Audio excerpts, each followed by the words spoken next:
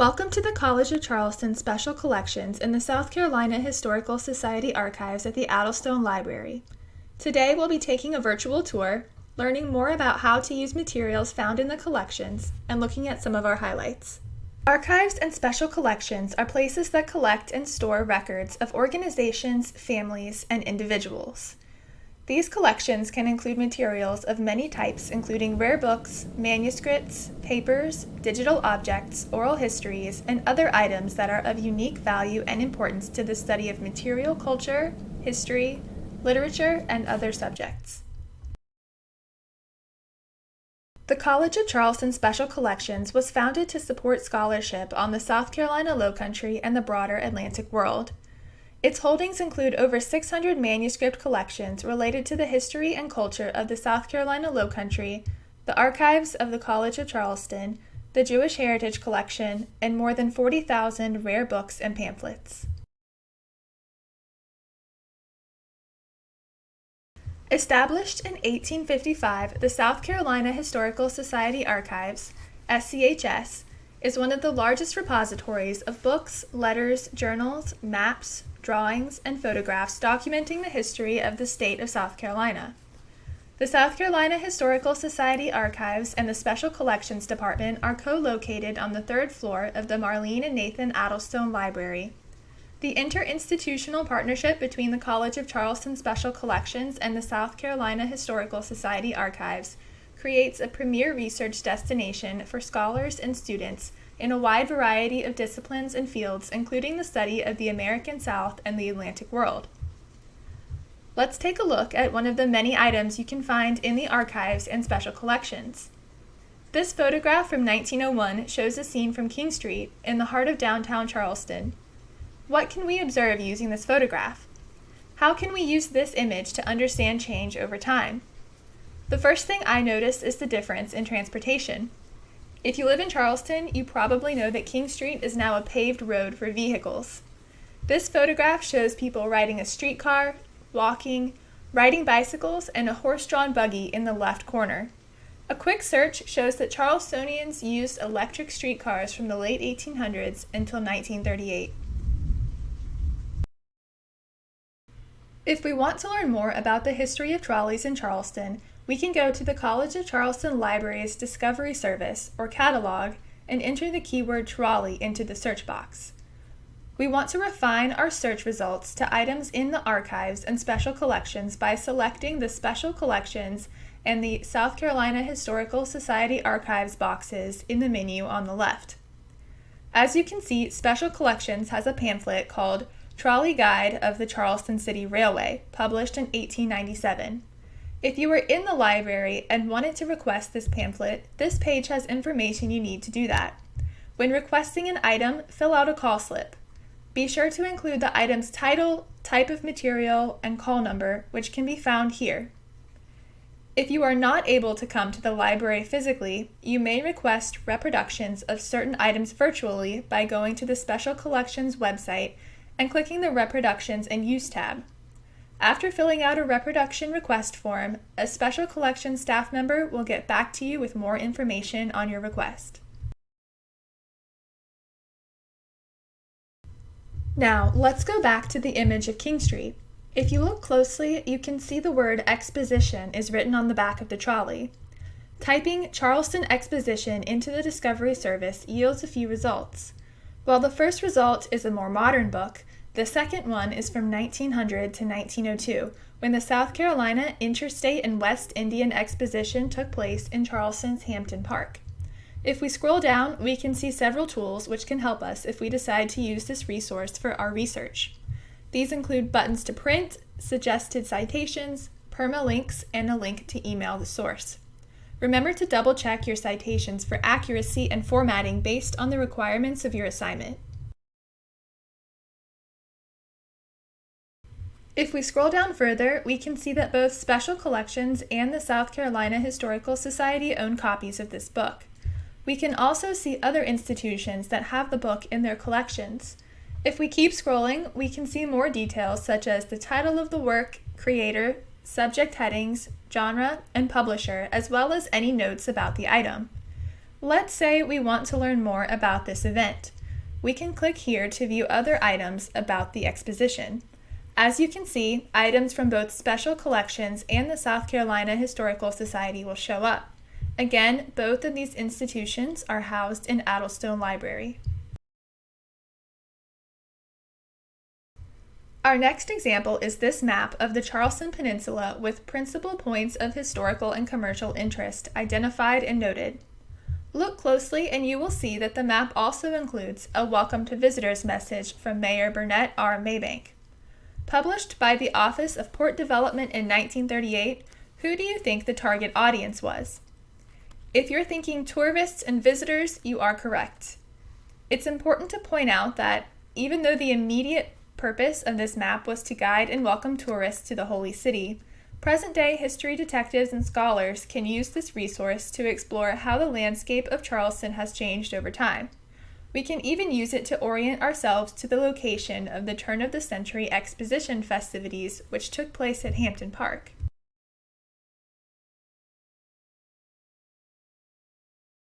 Next, we are going to look at maps of a different kind in Henry Mouzin's Plattbook. A plat is a chart of a piece of land showing dimensions of a property. What information can we learn from this plat? We can see that this piece of land was owned by John Gilliard and was surveyed on October 9, 1769. He owned 500 acres of land in Craven County, which was one of the counties established in the Carolinas by the Lord's proprietor.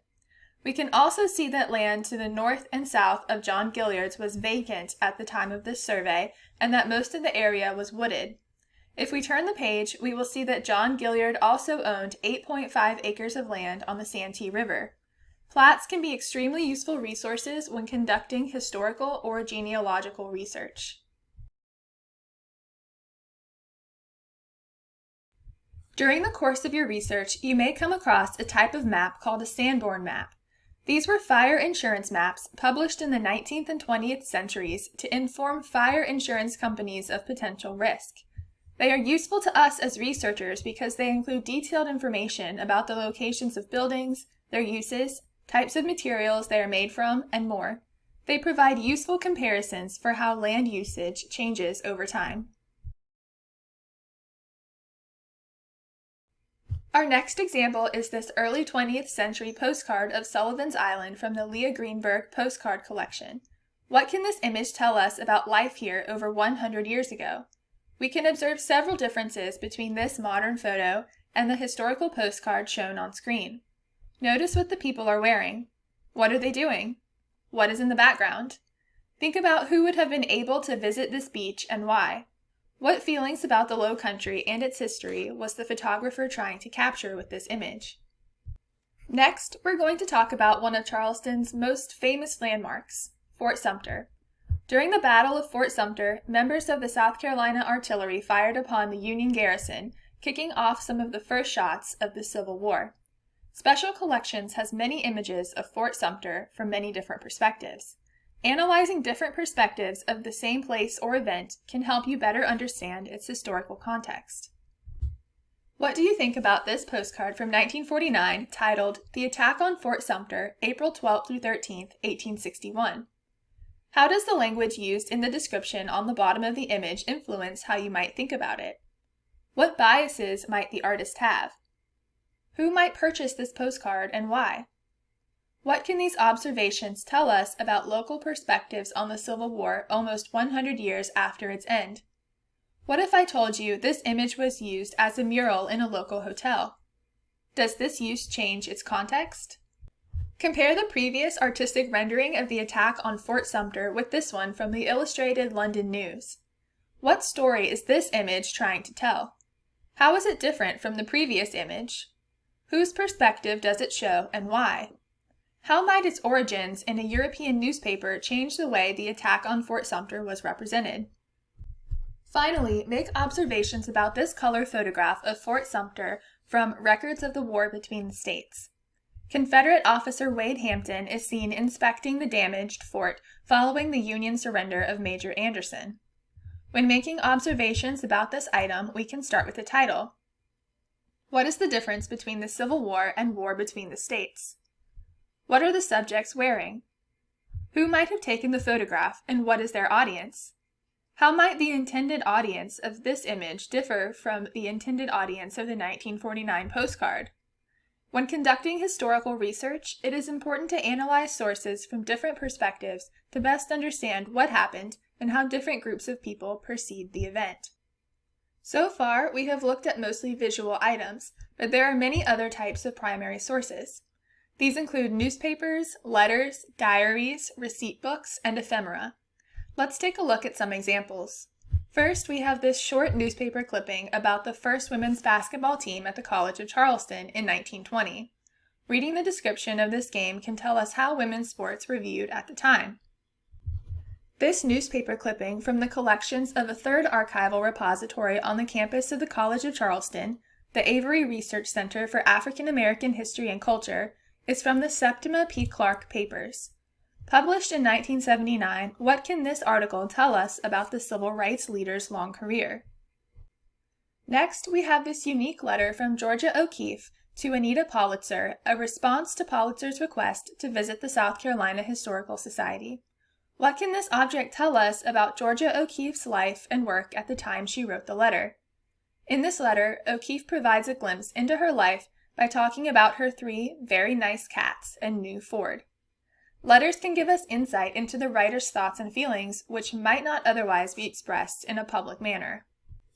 This mid-18th century book of recipes kept by Eliza Lucas Pinckney includes formulas for making medicines to treat croup, fever, and dropsy, recipes for cheesecake, puddings, currant wine, orange marmalade, jelly, and oyster soup, and instructions for preserving and pickling foods.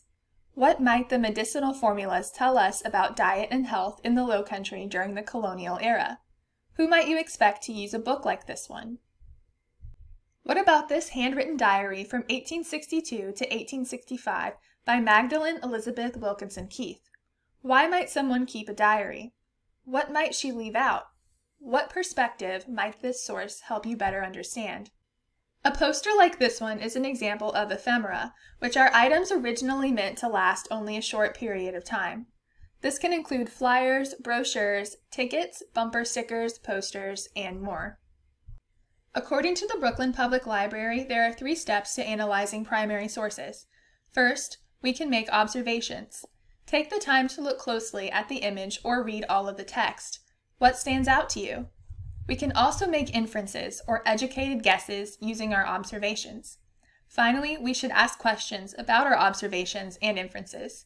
These questions can lead us to books or scholarly articles about the topic, which will help us understand more about it. Primary sources will provide facts and evidence for our research. Don't forget to cite your sources.